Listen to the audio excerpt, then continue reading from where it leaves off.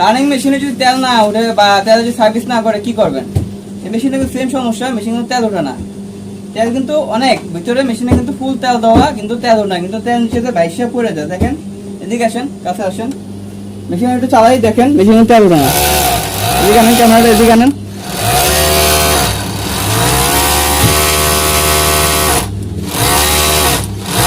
মেশিনে কিন্তু তেল আসে না, তেল উঠে না, কিন্তু মেশিনের ভিতরে দেখেন অনেক তেল।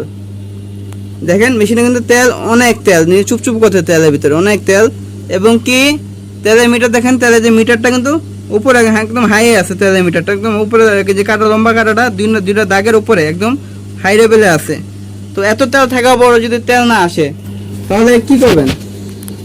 যদি তেল না আসে তাহলে কি করবেন?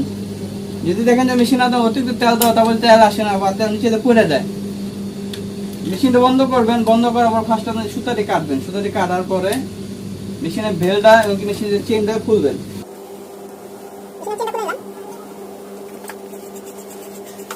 বেলটা খুলবেন, খোলার পরে মেশিনটা একটু উপরে উঠাবেন, ঠিক আছে? টেবিলে রাখবেন। রাখার পরে যে বেল কভারটা খুলবেন।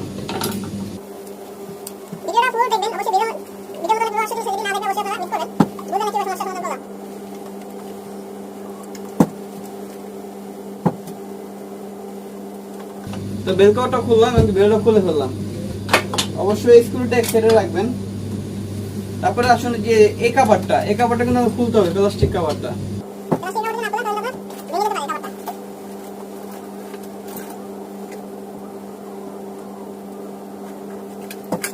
একদম ইজি। দেখেন 2 মিলি একটা ইঞ্চি দিয়ে পিছনের নাটটা লুজ দিবেন, কভারটা খুলে যাবে।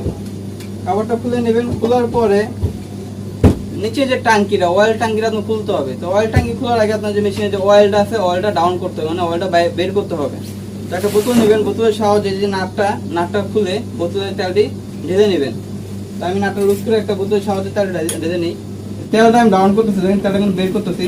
অবশ্যই তেলটা দেখেন অতিরিক্ত তেল দেয়, তেলটা দেখেন কোন পর্যন্ত দেখেন তেলটা আসছে। দেখেন তেল কিন্তু এত তেল দেওয়া লাগে না মেশিনের ভিতরে।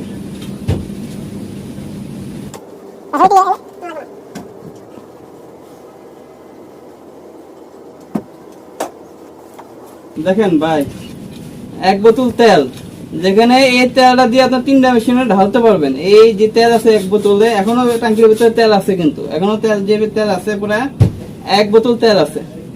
তো এই 1 বোতল তেল দিয়ে কিন্তু 3টা মেশিনে ঢালা যায়। তো সে জানে না, অজান্তে সে হ্যাঁ আপনার জানেন না, আপনার তেল উঠান আরো ডালি। এদিকে দেখতে পাচ্ছেন 5 নম্বর এদিকে, ঠিক আছে? এটা 5 নম্বর এদিকে, এরকম একটা 5 নম্বর এদিকে রাখবে নিচে টাঙ্কিটা খুলতে, ঠিক আছে?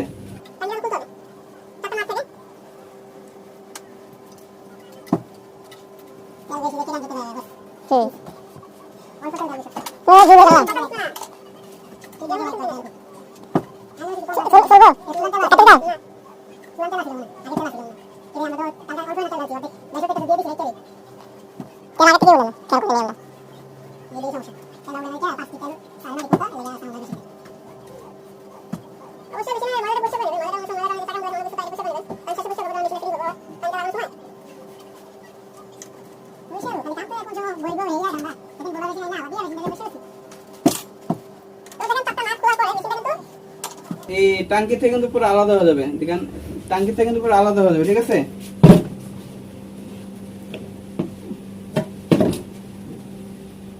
অনেক টাইট।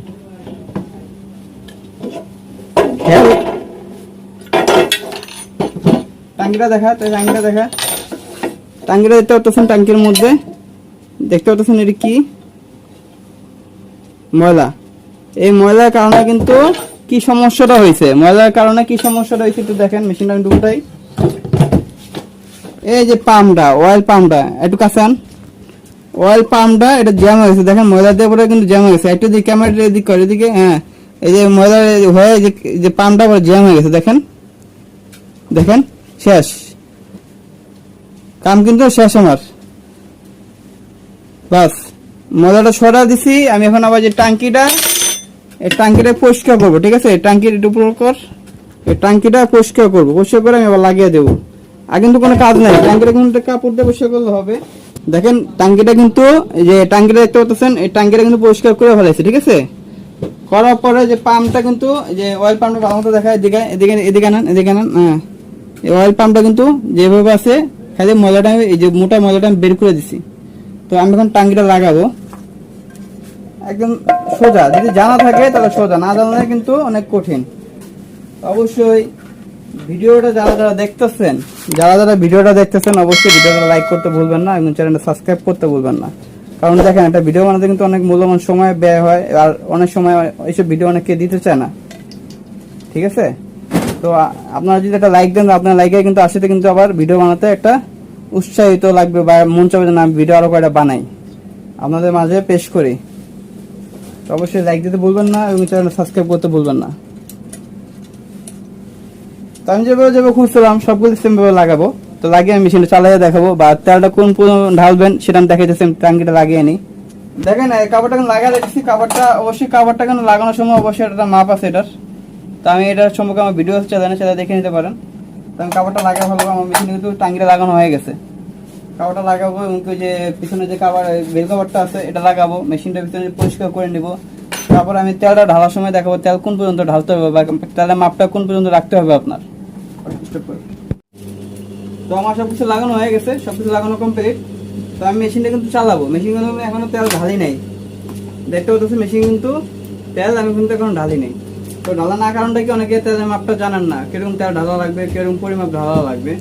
তো মেশিনটা আমি চালাই, দেখেন আগে মেশিন কিন্তু সাউন্ড খালি দিয়ে চলতেছে, তেল ছাড়া তখন একটু সাউন্ডটা বেশি। তো আমি চাপটা খুলে নিব। দেখেন তেল কিন্তু উঠে না, তেলের মিটারটা দেখেন, তেল কিন্তু উঠে না, ঠিক আছে, তেল কিন্তু উঠে না। তো যারা মিটার সম্পর্কে বুঝে না, যে মিটার যে একটা মিটার আছে, তেলের মিটার কোন কোন ঢালা লাগবে, মিটার সম্পর্কে যারা বুঝেন না তারা কি করবেন, তারা একটা কাজই করবেন। কাজটা হলো কি, তেলের যে চুঙ্গাটা বা তেলের এটা রেখে ফার্স্টের আইডিয়া করে, বেশি না পরিমাপ পদ্ধতি ঢালবেন। মনে করেন আমি একটু ঢাললাম, একটু চালাবো এখন। দেখেন দেখেন তেল কিন্তু উঠতেছে, দেখেন তেল কিন্তু উঠতেছে, দেখেন দেখেন উঠতেছে, কিন্তু ক্লিয়ার উঠতেছে না। তো আমি একটু ঢালবো, ব্যাস, ঠিক আছে। এখন দেখেন দেখেন এখন কিন্তু ক্লিয়ার উঠতেছে, দেখেন তেলটা, দেখেন দেখেন। আপনার যারা আইডিয়া জানেন না, যারা তেলের মাপ বুঝেন না, তারা এই কাজটা করবেন কি, যে তেল পুরো ঢালবেন না। দেখেন এরকম এক বোতল তেল ঢালবেন না, আইডিয়া করে ঢালবেন। আপনার তেলটা কতটুকু লাগবে, অল্প একটু ঢালবেন, যে না ওঠে তারপর আরেকটু ঢালবেন, যে তারপরে যে না ওঠে তারপর আরেকটু ঢালবেন। যখন দেখবেন তেল হালকা উঠতেছে তখন আবার লাগলে আরেকটু ঢালবেন। যখন না তেল আপনার বরাবর উঠতেছে তখন আর তেল ঢালা দরকার নেই, যারা তেলের মাপ বুঝেন না। তো যাদের ভিডিওটা ভালো লাগছে তারা অবশ্যই চ্যানেলটা সাবস্ক্রাইব করতে বলবেন না, লাইক দিতে বলবেন না। আসসালামু আলাইকুম।